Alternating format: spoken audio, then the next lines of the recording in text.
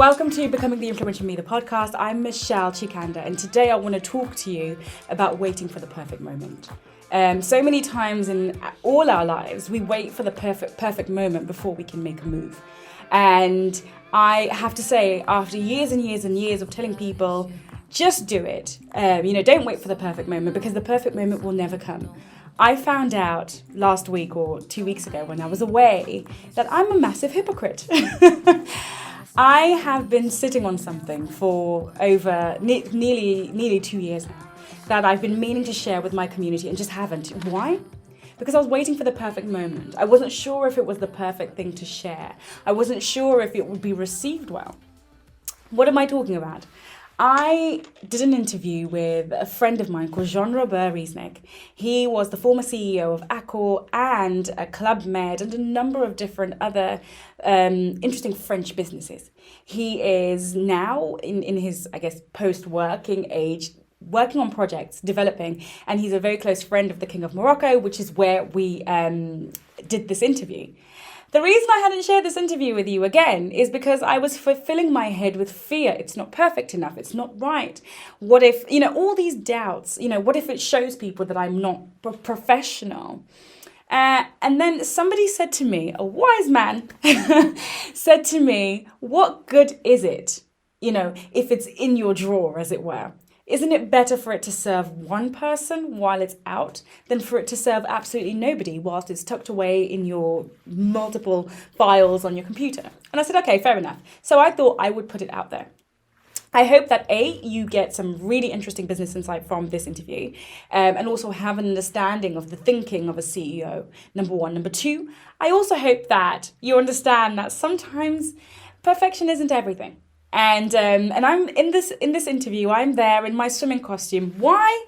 Because he said to me, Michelle, on the day, I said, can you give me a chance to go back and refresh and get, a shirt on or something? And he said, Michelle, life and business are about taking chances. You either take this moment now to ask me whatever you want to ask me and record it, or forget it. And then I said, okay, let me not wait for the perfect moment. So I got the first part right. And then I did the interview and it was so much fun and he loved it. He actually invited me to do another one with him, which you guys will be privy to when we eventually get around to it post-lockdown.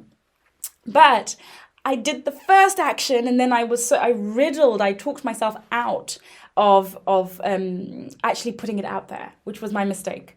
But now you guys get to see it and I hope you enjoy it. I'd love to hear from you, your questions, your ideas on what he has to say. And if you haven't already, please subscribe to this channel. But yes, here he is. Enjoy. I'm here with Jean Robert Reznik. We're sitting here by the beach. He is the former CEO of Accor Group and ClubMed as well. Yes. And today I just really want to take a moment to have him share some of his insights from not only his life in business, but the more interesting aspects like the time that he spent with influential people like Mandela, and also just discover what his thoughts are around how to get ahead in life, how to get ahead in your career, and how to develop in business and in life. Cool. So John Robert, thank you so much for taking the time out to catch up. Thank you to you and to your friend. I am so glad to have some people coming from South Africa. For me, your country is one of the best memories in my life. Okay. One of the best, and some moment, one of the worst. I am going to tell you what about. Please do, yes. So I was asked a long time ago by Mr. de Klerk to come and develop ClubMed in South Africa. Uh-huh. I have developed in Mauritius, and I had a lot of South Africans who were coming in Mauritius and Réunion, more in Mauritius, by the way, to have some holidays in ClubMed. Uh-huh. And so I came and I visit your country. I visit all your country. For me, Le Cap is probably one of the most beautiful cities in the world. Uh-huh. And I have visited Johannesburg, and then I go in Pretoria. I have a very good friend called Barry Crystal, who was in charge of the advertising in your country for ClubMed. And your minister asked me to develop ClubMed in your country. And I say, well, I hope that Mr. Mandela will be liberated, because I don't know how we can develop something with a man such like him in jail. Yeah. So he said, but we'll go and visit. So I visit. I go in Transkei, I go in the homeland and so on. And I go with my good friend Sol Kuzner, who unfortunately is no more here. Him and his son were good friends. And I have attracted them in Mauritius, and they have developed different hotels of the group in Mauritius, Saint-Géran and other hotels. And I have very good link with them. We create together in Bahamas some resorts, very important one and so on. So your minister asked me to visit. At the end of the visit, he told me, are you ready to develop ClubMed? And I say, yes, I'm ready. So he said, let's make an interview in Pretoria. Yeah. So we go in the TV in Pretoria, and he asked me in front of the TV, he said, Mr. Reznik, are you ready as ClubMed chief executive to develop in my country? And I say, yes, I am ready. I have only one question. You know, I don't want to ask you one man, one vote, because I know you are going to refuse it. But are you going to authorize the wedding between black and white? Yeah. And he cut the interview, he take me to the airport, and I go in such a way I have never developed ClubMed in your country. Oh, wow. This is a true story. Then I come back, so I'm a lawyer. Yeah. And I was asked by the lawyer of Mr. Mandela at the moment that he was liberated. Yeah. And I take the credit of the chief executive and the president of South Africa to have done that, because he was courageous himself. He was courageous also to liberate him. So I have appreciated that. He invited me to the Mondial of Rugby. So I was there at his side when we had this magnificent victory. I played rugby, I was playing half-half. I was number 9 in the French junior team. So for me, to have South Africa winning now again. Exactly. It's most a great recently. moment. It's a great moment. Absolutely. So I am in love with your country. I am in love with the people. I am a little worried about the succession of presidents that you have got. Yes. I hope that finally you will get a real man or real woman Absolutely. of the quality of Mr. Mandela, because your country deserves that. I agree. You need to have somebody of that kind, because your country is rich. Yes. The population is nice. Yes. It will be a pity if you are not one of the leaders of the south of the Southern African Africa. world. I mean, it's much the same in most of Africa. It's such a beautiful and I am glad, part of the world. I'm glad because the King of Morocco likes very much your country. And one of his deputy, Moulay Fedal Alami, has created a company with one of your great company in South Africa. He's an insurance company, very important one.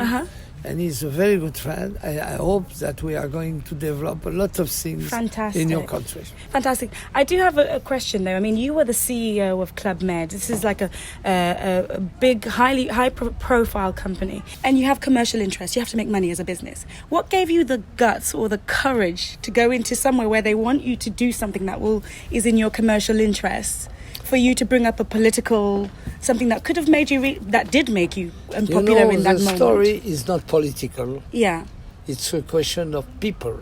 Yes. The most important thing in life is people. Yes. So what interests me in doing the business I am doing? I am a lawyer originally. I am not at all a man of tourism. I am in tourism by accident. Yeah. I'm a tourist because the king of Morocco, and then Bourguiba, and then Mahathir in Malaysia, and then Suharto in Indonesia, and then Mr. Deng Xiaoping asked me to develop in their country. That's why I'm in tourism. And what interests me is creating job. For people. The most important thing is creating job, but not any kind of job. Job where the people are going to be proud to do it. And the most important thing is to be at the service, don't mean to be servitor. I don't know if you understand. Understand. It's about purpose. You have to be servitor and master. which is a story which is put in all the story of service in France. Yeah. And which means when you are the service, you are master. Yeah. And the thing is to create that people who work in serving others are proud to do it because they know their country, because they present their country. So culture is a key. And the key of tourism is to create a touristic event about culture, about art, about education. This is what interests me. So for you, it's about higher purpose, and you really became a master through service. By serving other people and serving the communities and giving the people a better life, effectively. You know, I have more learned Yeah. from the people in the different country. I have more learned of the people who learn in Morocco, in Tunisia. I have the chance to work very close with Bourguiba. And Bourguiba was an incredible man who promotes women. He was the first one. You know, the vote was first in Tunisia before France for the women. Wow. So Nasser was an incredible guy in Egypt, and Sadat, who decided and who killed himself, deciding to go to the Knesset to make the presentation. These people were men of peace, Yes. and they have been always strong in developing tourism and leisure in their country. And at the same time, what you have to do, and sometimes, unfortunately, it's late, it's education. Yes, of course. Education. Yes. Education. Yes. So what we have to do really, in all of the world, is to make education wide. Because education is the only way to save the world from fundamentalism. Yes. Any fundamentalism. Yeah. Religious fundamentalism, political fundamentalism is the same. Fundamentalism is the danger of the world. Even internet fundamentalism, which is taking over my generation, right? Yeah, exactly. So, Exactly. so absolutely. And along those lines, around how you had to make things happen in your career. You have to get licenses, you have to get people to agree to do this, to do that, in order to provide. Yeah. Patience. But Real word is patience. Yeah. Is to take time. And I learned with my father. My father was development of not real estate, but development of agricultural development in France, in southwest of France. And I have learned with him patience, how to convince people to put the things together, to make it happen. And in tourism, like in life, like in life with a woman, you have to decide her to make things happen. Yes. And for this, you need patience. You need to listen. And listen again. And listen another time. And more you listen, and more you are able to understand. And understanding is the key of the story. If you don't understand others, how you can develop anything with them? How you can be in your life with your children, with your wife, with your friend? It's impossible. So tourism, making money is coming after, not before. You make money because you have understood, because you have created things who are important for the good life of the people. If you don't create value, why you want to make money? You don't deserve to make money. Yes. You deserve only to be greedy? It's not work. But people say to me, Michelle, I work in this job and I'm in this environment and I have this degree and that degree. It should just come to me. Why do I have to, make tea? Why do I have to do all of this? Why do I have to find out what other people's passions are? I just want things to come to me. No. Nothing is going to come to you. You have to come to the things. Don't make things for your country that you don't deserve to do it for your country. Yeah. You remember Mr. Kennedy? Yes. Make first for your country. Yes. And your country will give you something. Don't think that you need the country has to give you something. You know what's happened mainly in France now?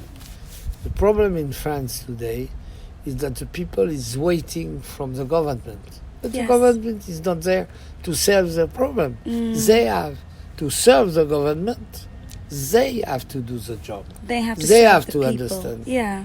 They have to do what the country need. They Yeah. have to do what their family need, what Yeah. their education need. If you wait like that, nothing is going to happen. So what do you have to say to somebody who says, I'm frustrated in my career, but I want to be a CEO like you. I want to be hanging out with kings. I want to be hanging out with You presidents. don't decide to be a CEO. You are a CEO because people think, and first little people think that you are making things for them. Okay. I don't believe in people who say, come on, I make this study, should be A CEO. a CEO. Yeah. I should be.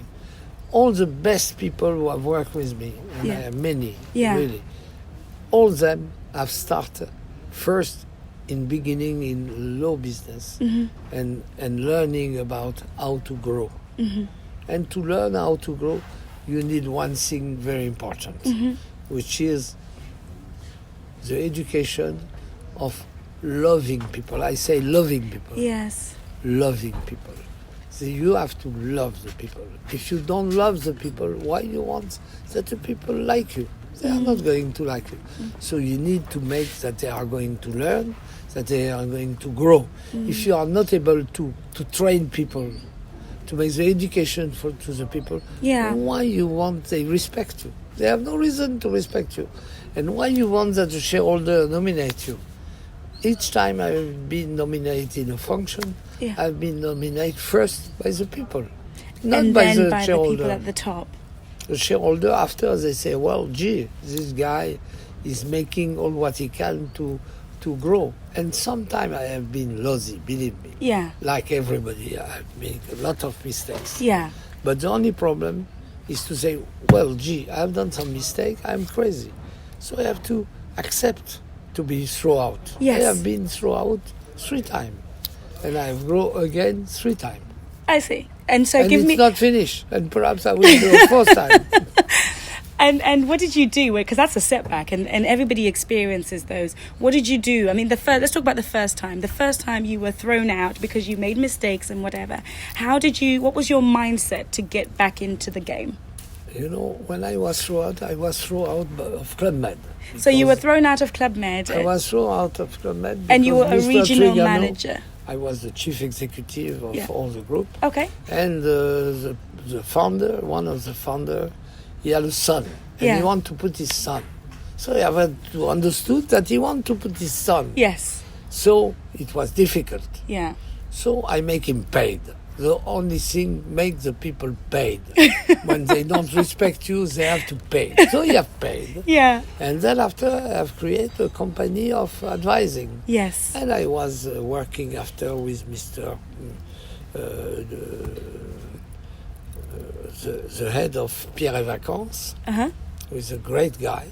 So I have worked with him, and I have worked with Mr. Attali, who was president of Air France, and Spinetta, president of Air Inter, and president of UTA, and I put together the 3 companies to create all the leisure part of the 3 companies.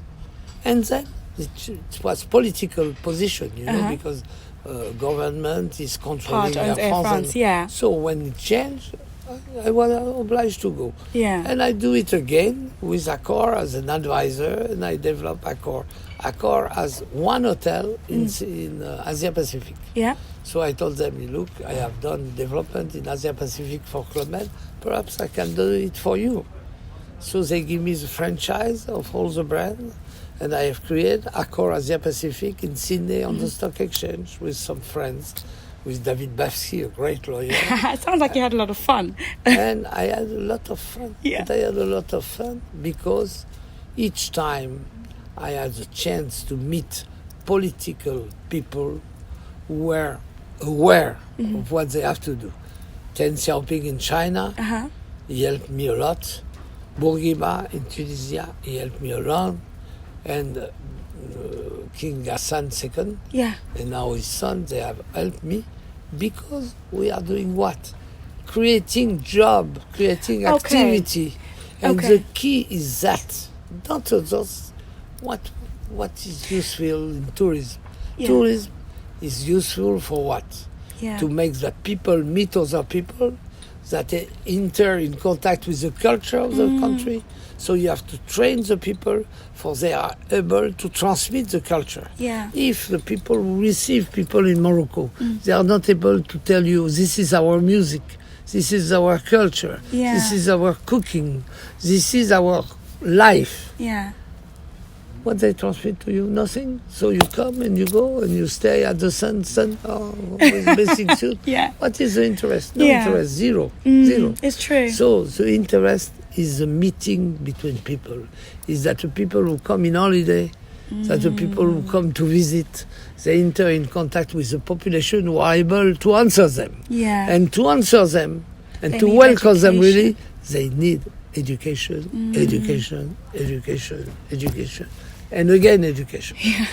So, I mean, my next question after that was going to be, why do these people listen to you? Why did, Accor listen to you when you said, I can develop, I've developed developments in Asia and I can do it again for you? Why did they listen to you? Why did the king in Morocco listen to you? Why did they listen to you in South Africa, albeit briefly? How you convince a beautiful woman to love you? How you convince her? I don't know. Making that she believe in you. And for this, business is the same thing. If people don't believe in you, so you have to be steady, convincing, coming by one door, coming by the window, they throw it by that, you come back again by the door, and you say, well, I am there to do that. I'm sure that this is important for you. And you have to be convincing. You have to be convinced yourself first. So you have to be convinced yourself, and then you have to be resilient, because like you say, you go through the door, you go through the back door, you go through the window. And then how do you keep communicating the same message, or how do you communicate such that they hear you? Because there is not one rule. Yeah. There is not one rule. Each interlocutor is different. Each chief executive, each political is different. So you have to find what is his real roots, the roots of the people who are in front of you. If you are not able to think and to feel what is his motivation, if you don't know the motivation of the people who is in front of you, if you don't understand what he means, and if you don't touch his heart and his head, because you have to touch his heart and his head, both, you have a chance. If you don't do that, you have no chance. Okay. Stop. And we're done. Thank you so much. We've got to cut the interview short. We're done. But it's been really insightful, and we've shared so many great ideas with Jean Robert, a friend. And we look forward to meeting again another time. Thank you so much. Anytime. Wasn't that fascinating? I think you may have struggled to hear some of the things that he had to say, but I think it's brilliant how he shares with you that he's a normal person and going through and understanding business from the lens of normal human beings. And sometimes we idolize people in power or successful people and make them less human. But as you saw, after so many years of experience, he's still just like you and me, somebody who has learned a lot and applied what they've learned. So this week's lesson for me was, don't wait for the perfect moment, just put it out there. And if what I did, me putting it out there, helped you, then please do let me know. Until next week.